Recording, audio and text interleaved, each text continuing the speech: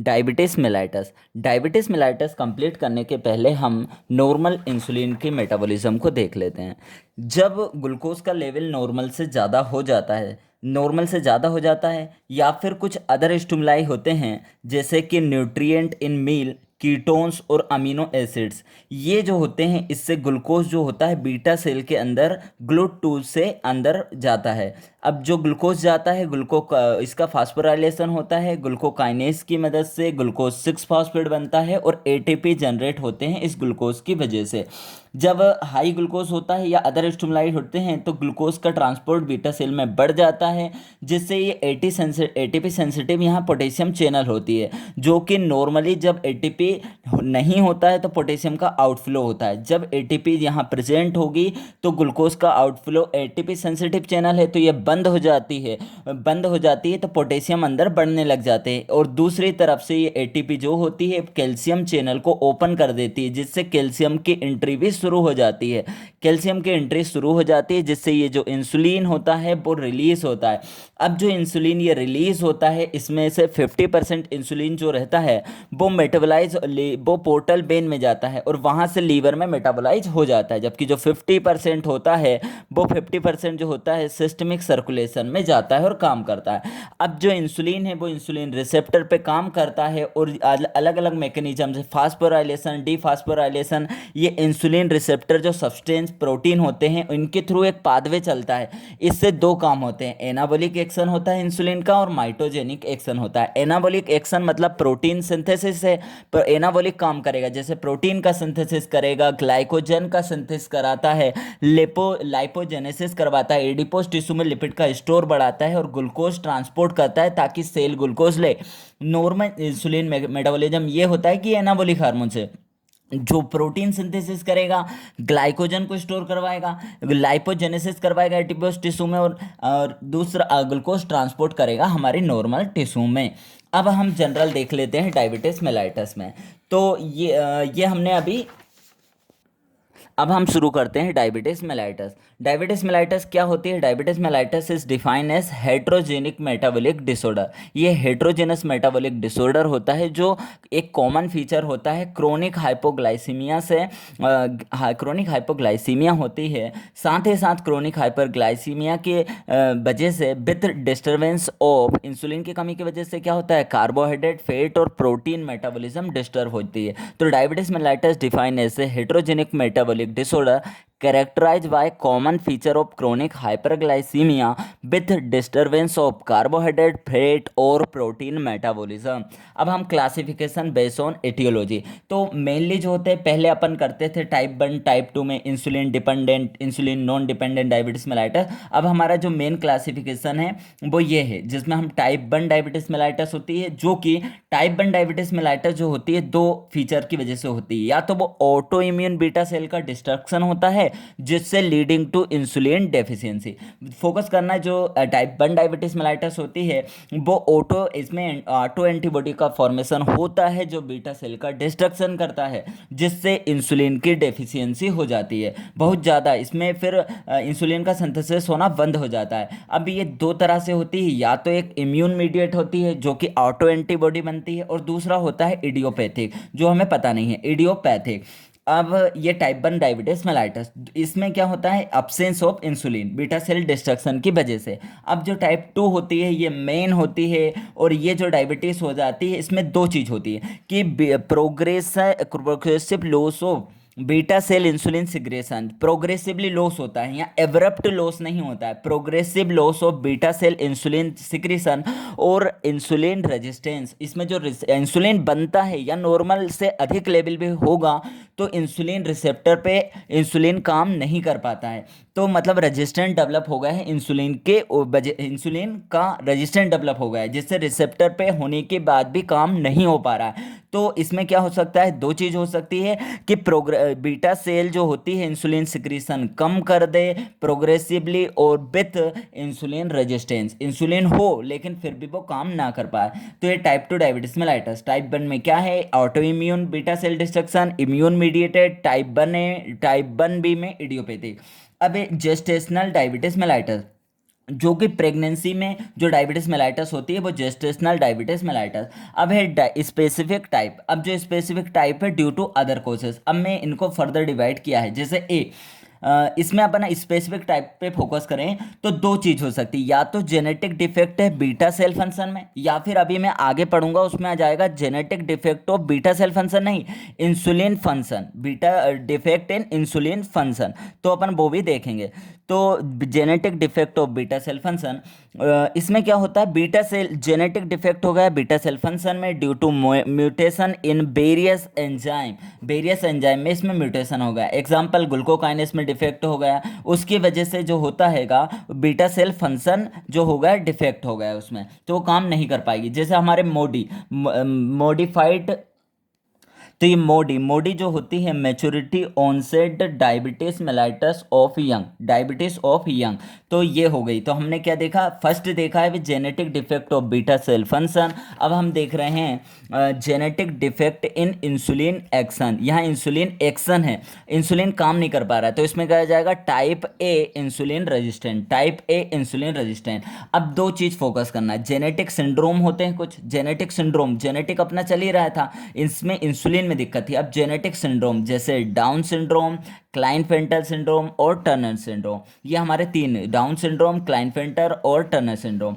अब आ जाएगा डिसीज, ओ अब फोकस करना एक्सोक्राइन पेनक्रियास की डिसीज और एंडोक्राइन पेनक्रियास की डिसीज। तो एक्सोक्राइन की वजह से दिक्कत आएगी, जैसे सिस्टिक फाइब्रोसिस या फिर क्रोनिक पेनक्रिएटाइटिस है, ये एक्सोक्राइन पार्ट में दिक्कत है, एक्सोक्राइन पार्ट में दिक्कत है, उसकी वजह से डायबिटीज मेलाइटस होगा, जैसे सिस्टिक फाइब्रोसिस, क्रोनिक पेनक्रिएटाइटिस और आ जाएगा पेनक्रिएटिक ट्यूमर, उसकी वजह से बीटा सेल का फंक्शन डिफेक्ट होगा। ये एक्सोक्राइन हैगा। अब हम पढ़ रहे हैं एंडोपैथी। याद रखना जैसे क्या होता है, जब ग्रोथ हार्मोन्स का लेवल बहुत अधिक बढ़ जाता है, ग्रोथ हार्मोन्स ग्लूकोज का लेवल ब्लड में बढ़ाएगा, जब वो ब्लड में बढ़ाएगा तो बीटा सेल को अधिक काम करना पड़ेगा, वो बीटा सेल पे स्ट्रेस पड़ेगा ताकि वो इंसुलिन निकाले इस इनके ग्लूकोज को कंपनसेट करने के लिए। तो बीटा सेल जब बहुत ज़्यादा ग्रोथ हार्मोन्स के बढ़ जाता है लेवल, तो डायबिटीज मेलाइटस फिर भी हो सकती है, क्योंकि उसमें बीटा सेल को इंजरी हो सकती है, ज़्यादा इंसुलिन सिक्रिएट कराने की ज़रूरत है उसे, तो इसीलिए जो है ये एंडोपैथी भी डायबिटीज मेलाइटस कर सकते हैं। जैसे एक्रोमेगेली किस वजह से हुआ ये अपना ग्रोथ हार्मोन्स के ओवर सिक्रीशन से। कुशिंग सिंड्रोम ग्लूकोकोर्टिकोइड के सिक्रीशन, ये भी ग्लूकोज के लेवल बढ़ाते हैं। ये है फियोक्रोमोसाइटोमा, ये अपने adrenaline non adrenaline adrenal medulla का ट्यूमर है, इसमें भी ग्लूकोज का लेवल बढ़ जाता है। तो ये क्या कंपनसेट करने के लिए इंसुलिन निकलाएंगे बीटा सेल से, तो एक लेवल तक तो वो कंपनसेट करेगी, लेकिन बाद में उसकी इंजरी हो जाएगी, तो फिर डायबिटीज मेलाइटस होगा उसमें। अब आ जाएगा ड्रग और केमिकल इंड्यूस, जैसे स्टेरॉइड, थाइजाइड, बीटा ब्लोकर, तभी देखा ना बीटा ब्लोकर लिखा है, ये बीटा ब्लोकर भी नहीं देते हैं, डायबिटीज मेलाइटस में कॉन्ट्रा इंडिकेटेड है, और ये खुद करवा भी सकते हैं। तो आ जाएगा steroid, thiazide, beta blocker, anti retrovirus drug जो एचआईवी में अपन देंगे, थायराइड हार्मोन्स हो गए अपना, एंटी रेट्रोवायरस ड्रग जो हो गई एचआईवी के अगेंस्ट, और थायराइड हार्मोन्स, तो ये ड्रग और केमिकल इंड्यूस डायबिटीज हो सकती है। अब इम्यून मीडिएटेड डायबिटीज मेलाइटस जो कि एक अनकॉमन फॉर्म है, जैसे स्टिफमैन सिंड्रोम और एंटी इंसुलिन रिसेप्टर एंटीबॉडी, इसमें इंसुलिन रिसेप्टर के अगेंस्ट एंटीबॉडी बन जाती है। लास्ट है इन्फेक्शन, कुछ इन्फेक्शन भी डायबिटीज मेलाइटस कोज कर सकते हैं, जैसे साइटोमेगालोवायरस और कंजेनाइटल रूबेला वायरस। तो ये हमने क्या देखा, क्लासिफिकेशन देखा। तो एक बार क्लासिफिकेशन को अपन एक बार और देख लेते हैं। क्या पढ़ा हमने, क्लासिफिकेशन डायबिटीज मेलाइटस में टाइप 1 में ऑटो इम्यून हो सकता है, जो कि इंसुलिन का पूरी डेफिशिएंसी होगी इसमें। तो इसमें टाइप 1 में क्या होगा, टाइप 1A जो कि इम्यून मीडिएटेड, टाइप 1B जो कि इडियोपैथिक होगा। अब टाइप 2 जो होता है वो मेन होता है, इसमें या तो इंसुलिन का सिक्रेशन प्रोग्रेसिवली कम होता जाता है, या और इंसुलिन का रेजिस्टेंस डेवलप हो जाता है, रिसेप्टर पे वो काम नहीं कर पाता है चाहे इंसुलिन का लेवल अधिक हो।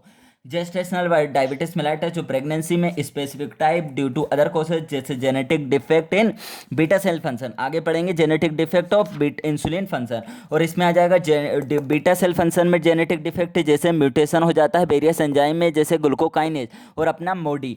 आगे अगर अपन देखेंगे genetic defect in insulin action, जैसे टाइप 1A इंसुलिन रेजिस्टेंट, तो ये इंसुलिन एक्शन, इंसुलिन काम नहीं कर पा रहा है, बना तो है, तो आ जाएगा टाइप ए इंसुलिन रेजिस्टेंट। अब आ जाएगा जेनेटिक सिंड्रोम जैसे Down syndrome, Klinefelter syndrome, Turner syndrome.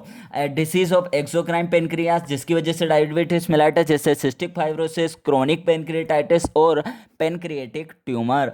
अब इडियोपैथिक कंडीशन वो एंडोक्राइन कंडीशन, एक्सोक्राइन एंडोक्राइन जैसे कि एक्रोमेगेली, ग्रोथ हार्मोन्स बढ़ने की वजह से कुशिंग सिंड्रोम, ग्लूकोकोर्टिकोइड, फियोक्रोमोसाइटोमा, अपने एड्रिनल मेडुला का ट्यूमर, एड्रिनलिन और नॉरेड्रेनालिन एंड ड्रग और केमिकल इंड्यूस जैसे steroid, thiazide, beta blocker, HIV therapy और thyroid hormone. Immune mediated diabetes mellitus जैसे अनकॉमन फॉर्म जैसे stiff man syndrome, anti insulin receptor antibody और infection जैसे कुछ साइटोमेगालोवायरस, कंजेनाइटल रूबेला वायरस। अब हमने ये क्लासिफिकेशन देख लिया, अब हम देखते हैं pathogenesis of type 1 diabetes mellitus. तो मैंने दो चीज़ बोली थी कि एक टाइप 1 ए होती है, एक टाइप 1 बी होती है, जो कि एक ए बी जो होती है वो इडियोपैथिक है, टाइप 1 ए जो होती है इम्यून मीडिएटेड होती है। अब अपन टाइप 1 की पैथोजेनेसिस देखते हैं। दो फैक्टर होंगे अपने, या तो जेनेटिक फैक्टर या फिर एनवायरमेंटल फैक्टर। जेनेटिक फैक्टर में यदि किसी आइडेंटिकल ट्यून्स में एक को यदि डायबिटीज मेलाइटस है टाइप 1 तो दूसरे को 50% चांस है। अब कुछ एचएलए ससेप्टेबल रीजन होते हैं जेनेटिक में जो कि ये पाए जाएंगे तो उसमें डायबिटीज मेलाइटस टाइप 1 होने के चांस अधिक है, जैसे DR3, HLA-DR3, HLA-DR4 और HLA-DQ, ये हमारे हो जाएंगे जेनेटिक फैक्टर। अब कुछ एनवायरमेंटल फैक्टर भी होते हैं जैसे कुछ वायरस, जैसे अगर अपन बात करें मीजल्स, मम्प और अपन ने साइटोमेगालो वायरस देखा था। अब आ जाएगा ये वायरस है एनवायरमेंटल फैक्टर जैसे इंडक्शन बाय केमिकल, जैसे लिखा है स्ट्रेप्टोजोसिन और पेंटामिडीन ये केमिकल होते हैं। और कुछ जियोग्राफिक और सीजनल वेरिएशन होता है, और बोविन मिल्क जो होता है वो क्वेश्चनेबल है। तो ये सब जो फैक्टर है जेनेटिक फैक्टर, एनवायरमेंटल फैक्टर, तो ये ऑटो इम्यूनिटी इसके विरुद्ध बनती है हमारी बीटा सेल के विरुद्ध। तो इस बीटा सेल के विरुद्ध अगर एंटीबॉडी बनेगी तो आइसोलेट सेल जो बीटा सेल है एंटीबॉडी बनेगी इसके अगेंस्ट, इंसुलाइटिस हो जाएगा, उस बीटा सेल के आसपास लिम्फोसाइटिक इन्फिल्ट्रेशन हो जाएगा और बीटा सेल का इन्फ्लामेशन हो जाएगा, और वहाँ CD8-4 जो साइटोटॉक्सिक लिम्फोसाइट है वहाँ इन्फिल्ट्रेट करेंगी और जो उसका बीटा सेल का क्या करने लगेंगी, डिस्ट्रक्शन करने लगेंगी। एंटीबॉडी बनी, इंसुलाइटिस होगा, वहाँ लिम्फोसाइटिक इन्फिल्ट्रेशन होगा, उसका इन्फ्लामेशन होगा, वहाँ CD8 सेल आ जाएंगी जिससे बीटा सेल का डिस्ट्रक्शन होगा, तो क्या हो जाएगा, टाइप 1 डायबिटीज मेलाइटस होगा।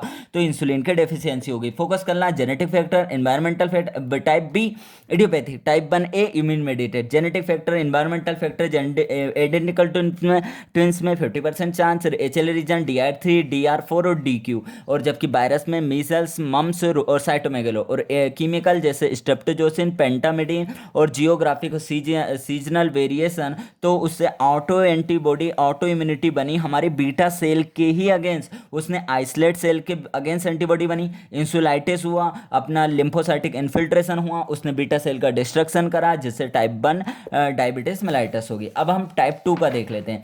टाइप 2 की पैथोजेनेसिस जो होती है उसमें भी दो फैक्टर है अपने, जैसे जेनेटिक फैक्टर उसमें भी है और कॉन्स्टिट्यूशनल फैक्टर है। फोकस करना मैंने यहाँ दो चीज होगी, डिक्रीज इंसुलिन सिक्रेशन, धीरे धीरे इंसुलिन का सिक्रेशन कम होगा और इंसुलिन का रेजिस्टेंस भी डेवलप होगा, मतलब इंसुलिन तो है लेकिन उसके प्रति रेजिस्टेंस डेवलप हो गया, रिसेप्टर पे काम नहीं करेगा और इसमें इंसुलिन का प्रोग्रेसिवली लॉस होने लगेगा, कम सिक्रेशन शुरू हो जाएगा नॉर्मल से। अब आ जाएगा दो रीजन है इसके, जेनेटिक फैक्टर हो सकते हैं, कॉन्स्टिट्यूशनल फैक्टर। जेनेटिक में फिर से फोकस करना है, वहाँ 50% चांस था आइडेंटिकल ट्विंस में, यहाँ 80% चांस है। और बोथ पेरेंट को यदि अगर फादर को भी और मदर को भी अगर डायबिटीज़ है तो जो बच्चा हो उसमें 50% रिस्क है डायबिटीज मेलाइटस डेवलप होने का, किसमें, चाइल्ड में। तो ये हमारा किस में हो गया, जेनेटिक फैक्टर में हो गया। यहाँ एचएलए से कोई एसोसिएशन नहीं है, वहाँ एचएलए से था। अब आ जाएगा कुछ कॉन्स्टिट्यूशनल फैक्टर होते हैं, जैसे ओबेसिटी है तो उसमें हायर रिस्क पे है, हाइपरटेंशन है तो डायबिटीज टाइप 2 होने के चांस अधिक है, लो फिजिकल एक्टिविटी है, ये प्रीडिस्पोजिंग कंडीशन है, जैसे obesity, hypertension, low physical activity, ये इससे इंसुलिन रेजिस्टेंट डेवलप होता है। जबकि अपनी ये जेनेटिक फैक्टर की वजह से डिक्रीज इंसुलिन सिक्रेशन और इंसुलिन रेजिस्टेंस भी कम होगा। तो फोकस करना यहाँ जेनेटिक जो फैक्टर है उसमें डिक्रीज इंसुलिन सिक्रीशन भी होगा और इंसुलिन रेजिस्टेंट भी डेवलप होगा। अब जैसे इंसुलिन का सिक्रीशन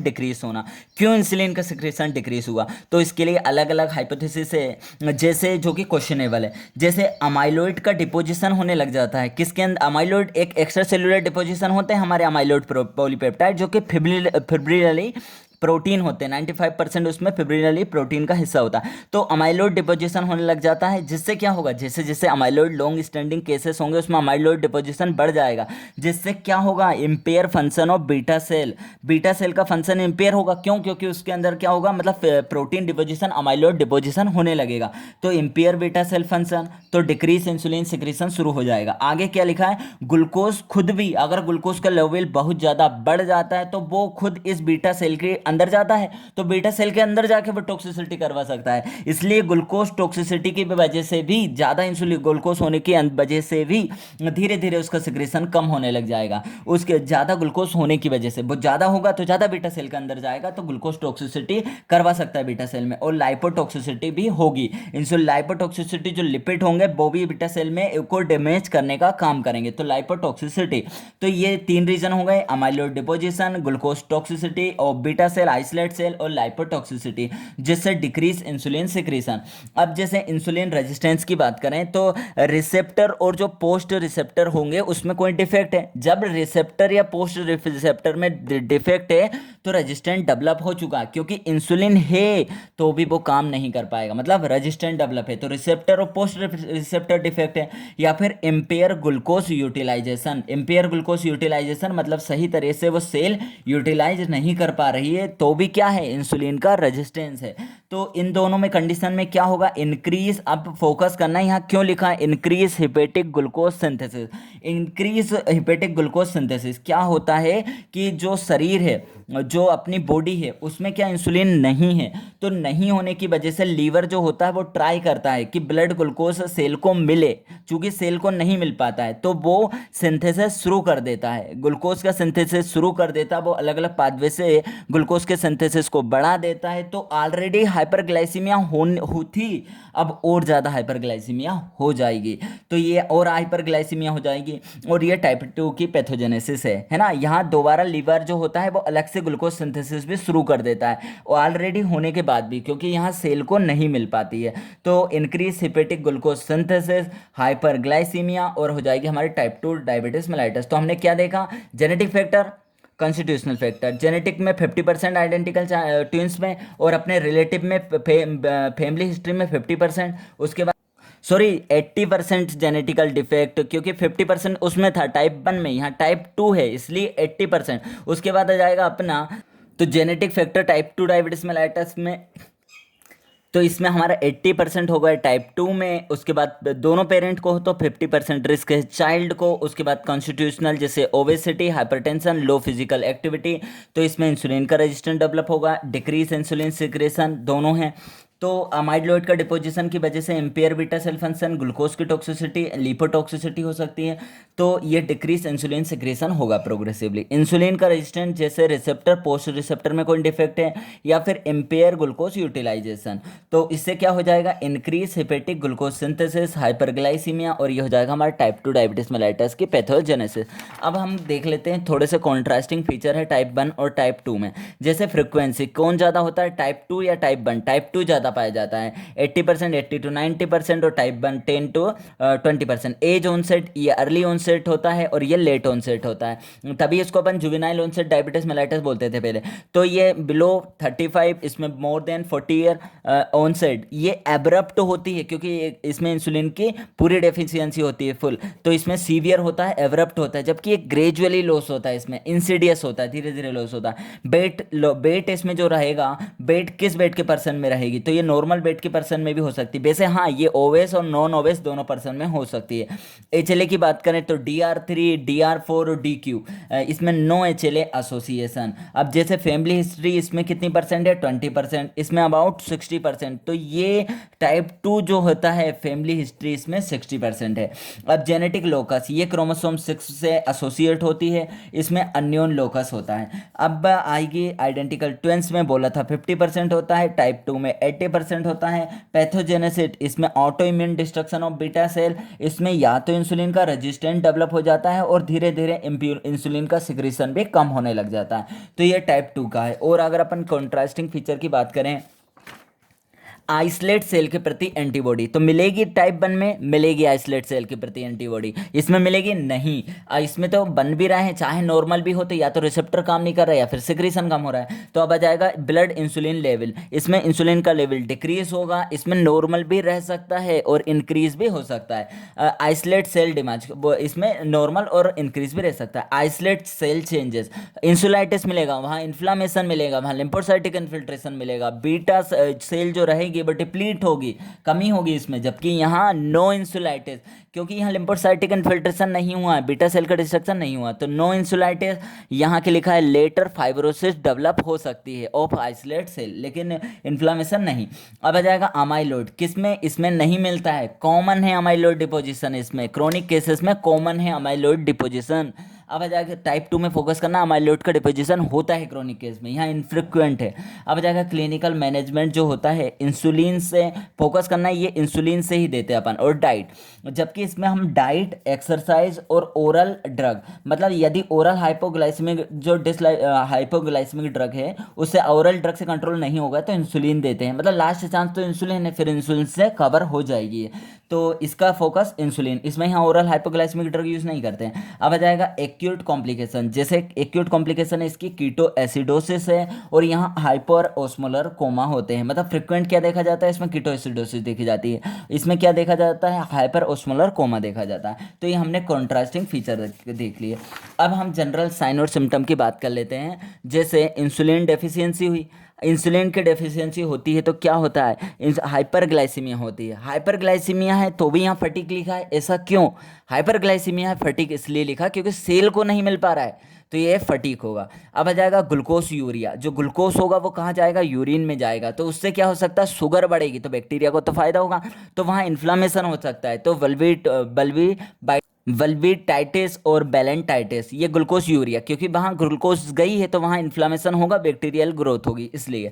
अब जैसे दो इंसुलिन होता तो वो कैटाबोलिज्म को क्या करता, कम करता, एनाबोलिज्म को क्या करता, बढ़ाता, लेकिन यहाँ उल्टा हुआ, यहाँ क्या हो गया, कैटाबोलिज्म बढ़ गया, कैटाबोलिज्म बढ़ गया तो क्या होगा, उससे क्या होगा, हंगर, उसे बार बार भूख लगेगी, पॉलीफेजिया, उसे भूख लगेगी, हंगर होगा, और वो बार बार खाना खाएगा, वेट लॉस होगा, वेट लॉस।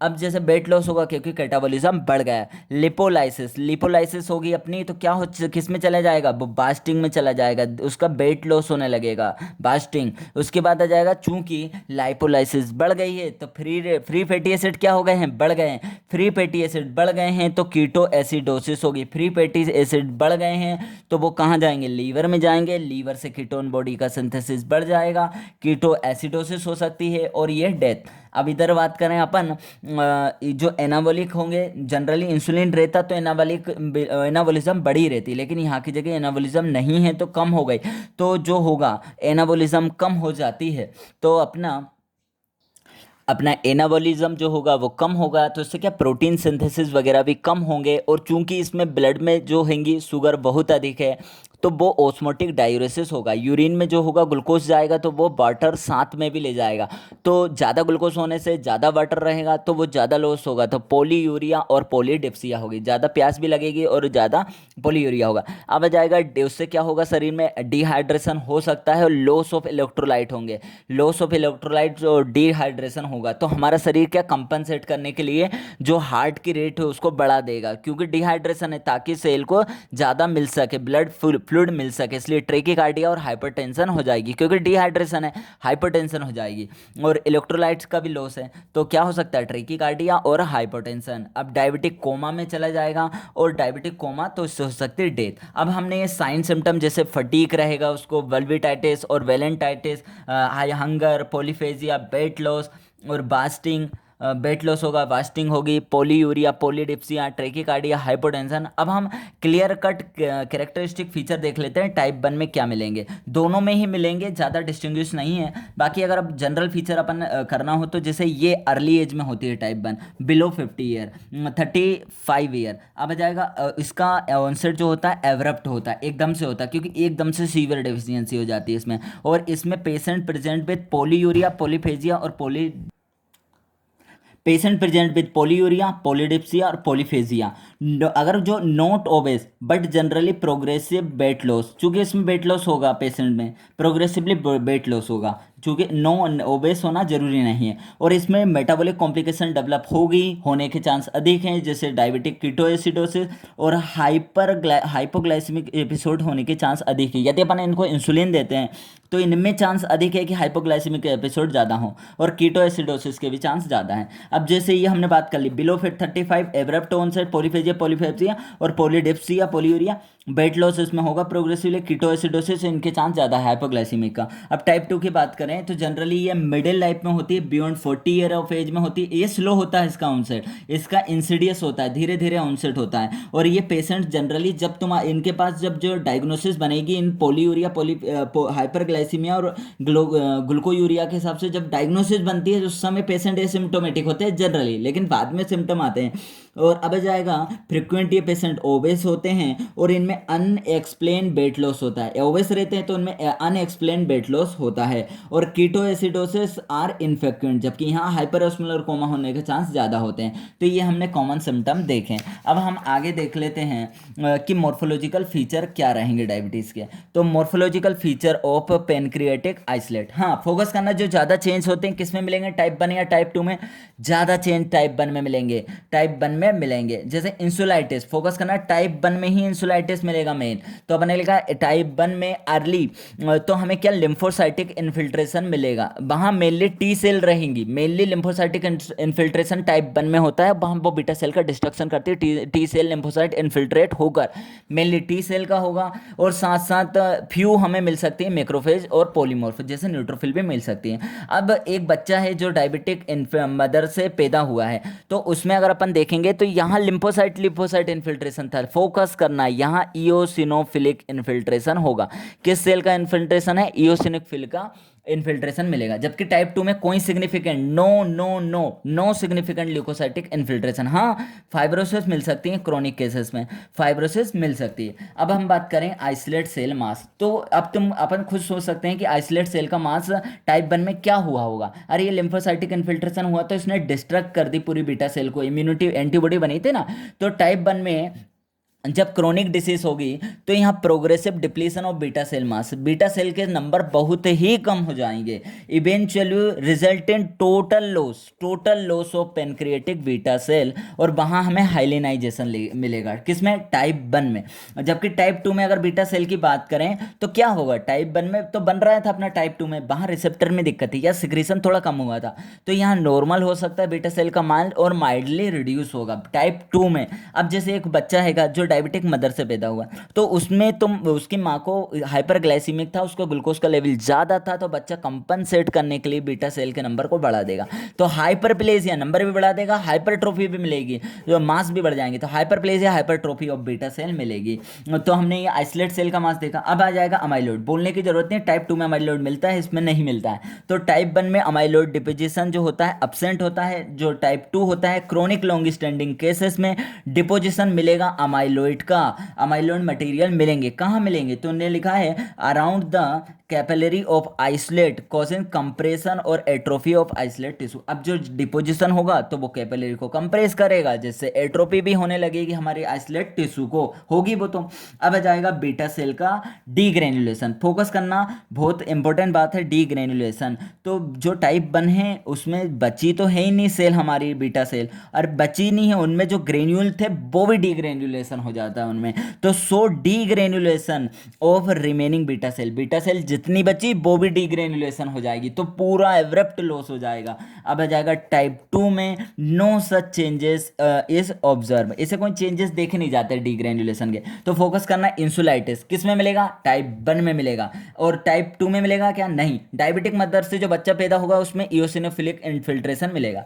अब जैसे आइसोलेट सेल मास किस में कम हो जाएगा, बहुत कम होगा हमारे टाइप 1 में, जबकि इसमें नॉर्मल भी रह सकता है या माइल्डली रिड्यूस हो सकता है। अब एक बच्चा है जो डायबिटिक मदर से पैदा हुआ तो इसमें हाइपरप्लेसिया हाइपरट्रोफी मिलेगी अपनी बीटा सेल की। अब जाएगा अमाइडलोसिस, तो अमाइडलोसिस किस में मिलती है, टाइप 2 में, टाइप 1 में एब्सेंट होती है, तो वो कंप्रेस करेगी कैपिलरी को। अब जाएगा बीटा सेल का डीग्रेन्युलेशन किस में मिलेगा, जहां तक ऑलरेडी कम सेल है उसके बाद भी डीग्रेन्युलेशन हो जाता है टाइप 1 में, जबकि टाइप 2 में इस तरह के चेंजेस नहीं देखे जाते हैं। तो ये हमने क्या देख लिया, मॉर्फोलॉजिकल फीचर देख लिया। अब हम बात करें कॉम्प्लिकेशन ऑफ डायबिटीज की। दो कॉम्प्लिकेशन होती है, acute complication, late systemic complication. तो एक्यूट कॉम्प्लिकेशन में क्या होता है, तीन कॉम्प्लिकेशन आएगी। डायबिटिक कीटोएसिडोसिस, ये किस में मिलती है, डायबिटिक कीटोएसिडोसिस टाइप 1 में ज्यादा मिलती है। हाइपर स्मोलर और हाइपरग्लाइसेमिक नॉन कीटोटिक कोमा किस में मिलता है, देख, टाइप 2 में। और अपना हाइपोग्लाइसेमिक के अधिक एपिसोड किस में मिलता है, टाइप 1 में। तो ये वाला और ये वाला टाइप 1 में अधिक मिलता है, जबकि hyper osmolar hyperglycaemic non ketotic coma type 2 में मिलता है। अब लेट सिस्टमिक कॉम्प्लिकेशन, ये एक्यूट थी। लेट सिस्टमिक कॉम्प्लिकेशन की बात करें तो आर्थेरोस्क्लेरोसिस हो सकती है, और क्योंकि जैसे हमने देखा ही है कि एपिथेलियम का डिग्रेडेशन होता है, यदि ग्लूकोज का लेवल अधिक होता है तो एपिथेलियम को वो डैमेज करने लगता है, जिसकी वजह से क्या हो सकता है, आर्थेरोस्क्लेरोसिस हो सकता है। उसके अलावा जैसे इन्फेक्शन के चांस बढ़ जाते हैं, यहाँ इम्यूनिटी कम हो जाती है, CMI और जो हमारा HMI होती है सब उनकी इम्यूनिटी कम होगी दोनों तरह से। अब बात करें diabetic micro angiopathy, diabetic micro angiopathy हमें मिलती है। तो लेट में हमने क्या देखा, atherosclerosis, infection, diabetic micro angiopathy और डायबिटिक रेटिनोपैथी, और अपना क्या जाएगा, डायबिटिक न्यूरोपैथी। तो अपना जाएगा माइक्रो एंजियोपैथी, रेटिनोपैथी, न्यूरोपैथी और डायबिटिक नेफ्रोपैथी। नेफ्रोपैथी में भी अलग अलग अपनी 4 कॉम्प्लिकेशन होती है। अपनी नेफ्रोपैथी में 4 कॉम्प्लिकेशन होती है, diabetic glomerular sclerosis, diabetic glomerular sclerosis, vascular lesion, diabetic pyelonephritis और necrotising renal papillitis, tubular lesion मिलते हैं, और अरमानीज एब्स्टीन लीजन हमें मिलते हैं। तो डायबिटिक नेफ्रोपैथी में diabetic glomerular sclerosis, vascular lesion, diabetic pyelonephritis and necrotising renal papillitis, tubular lesion और अरमानी एब्स्टीन लीजन हमें मिलते हैं। ये हो गई हमारी एक्यूट मेटाबॉलिक कॉम्प्लिकेशन, ये हमारे लेट सिस्टमिक कॉम्प्लिकेशन। तो कॉम्प्लिकेशन अपनी डायबिटीज मेलाइटस की। अब हम करते हैं criteria for diagnosis of diabetes. तो फोकस करना कि जो हमारा फास्टिंग ग्लूकोज का जो लेवल है, तो नॉर्मल लेवल क्या होता है हमारा, बिलो 100 मिलीग्राम पर डेसीलीटर होता है। हमारा कट ऑफ वैल्यू क्या होती है, 126। अगर 126 के इक्वल या फिर इसके मोर देन 126 हो गया तो हमारा डायबिटीज़ मेलाइटस का कन्फर्मेशन, ये अपने डायबिटीज़ मेलाइटस होगा। तो ये हो गई, अगर बिलो 100 है तो नॉर्मल फास्टिंग लेवल है, और यदि ये कट ऑफ वैल्यू है 126, इसके बराबर या इससे ज़्यादा हुआ तो डायबिटीज़ मेलाइटस।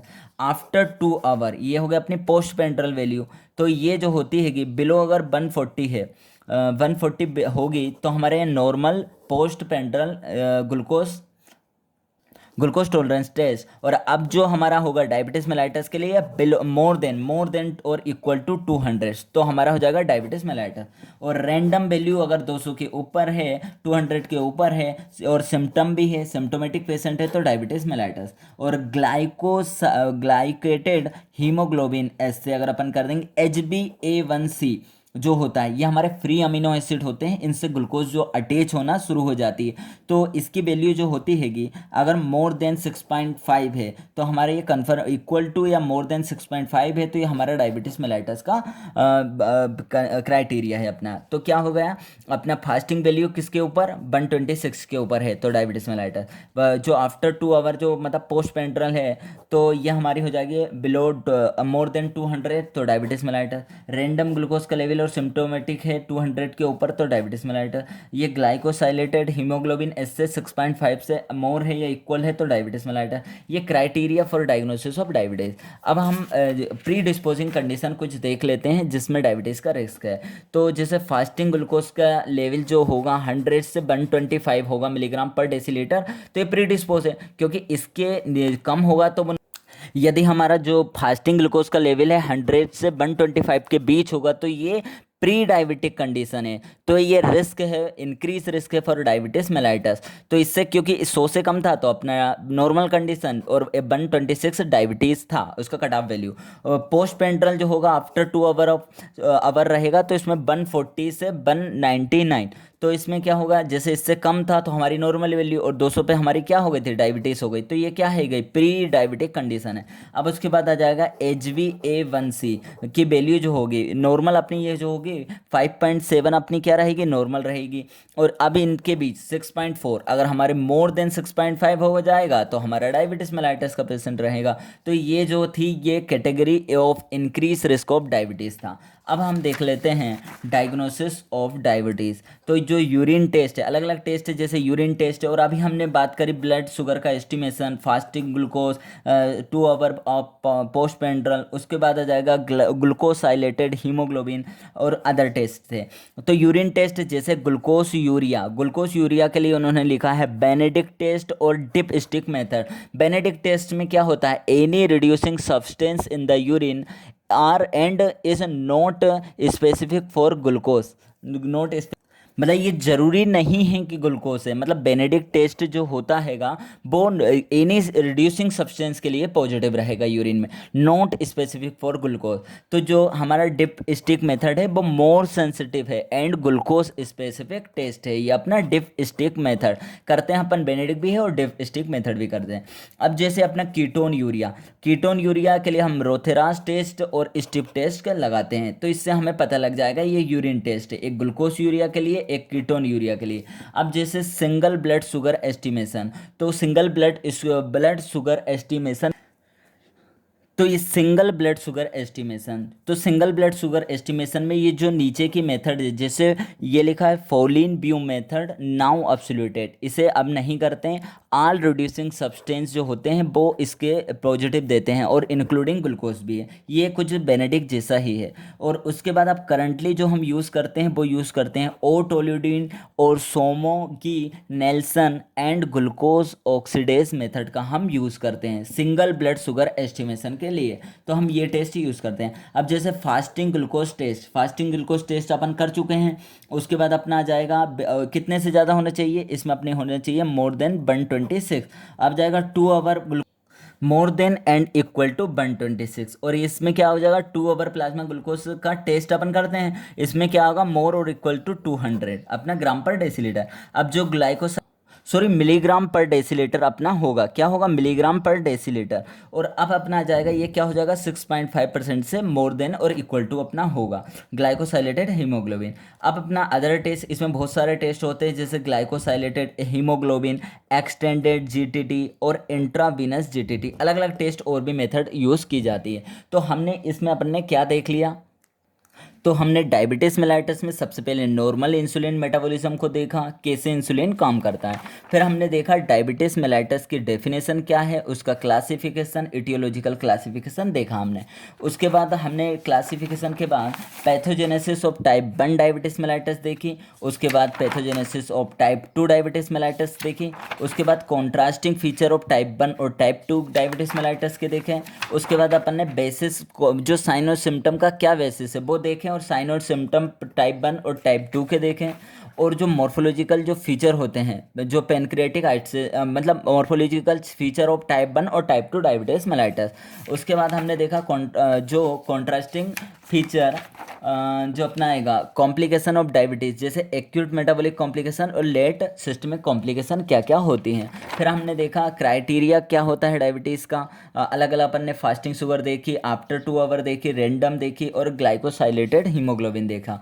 तो ये अपने ब्लड, उसके बाद कौन कौन सी प्री डायबिटिक कंडीशन थी वो देखा। और अब अपने लास्ट अपन ने देखा डायग्नोसिस कैसे करते हैं। यूरिन टेस्ट होते हैं उसके लिए, ब्लड शुगर होता है, फास्टिंग ग्लूकोज का level, 2 hour plasma glucose test जो था हमारा, ग्लाइकोसाइलेटेड हीमोग्लोबिन और अदर टेस्ट थे। तो उसको हम डायग्नोसिस में यूज़ करते हैं। Thank you.